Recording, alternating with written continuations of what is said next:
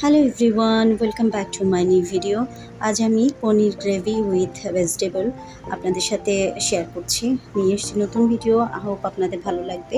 তো এখানে আমি পনির এবং পনিরের সাথে ভেজিটেবল হিসেবে আমার কাছে গাজর, মটরশুঁটি এবং বরবটি ছিল, সেগুলোকে আধা সিদ্ধ করে নিয়েছি।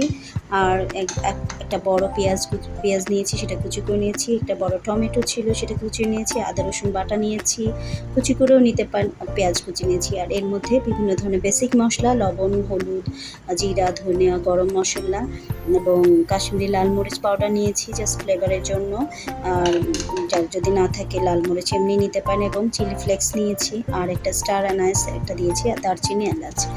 আর সাথে দিয়েছি সামান্য টমেটো কেচাপ আর একটু চিলি সস, আলাদা করে চিলি সসটা, বাস চিলি সস যেগুলো থাকে সেগুলো দিয়েছি জাস্ট ফ্লেভারের জন্য। যদি চিলি সস না থাকে না দেবেন, অসুবিধা নেই। একটু ভিনেগার দিয়ে দিতে পারেন, যদি না থাকে তাও দিয়ে দেবেন। লেবুর রস দিতে পারেন, তাও হয়। দেবেন। তো চলেন কীভাবে বানাচ্ছি দেখি।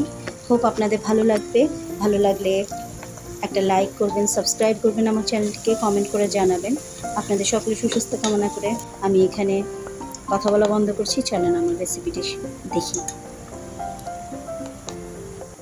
আর হ্যাঁ, আমি আর একটা মেন ইনগ্রিডিয়েন্টসের কথা বলতে ভুলে গেছি, সেটা হচ্ছে টক দই।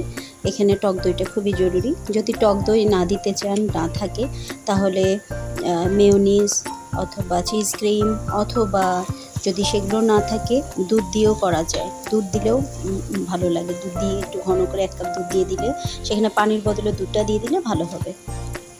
এবং এইটা ঝটপট একটা এত টেস্টি, ঘরে যদি কিছু না থাকে শুধু এই একটা তরকারি দিয়েও আপনার রুটি, ভাত সব খাওয়া যায়।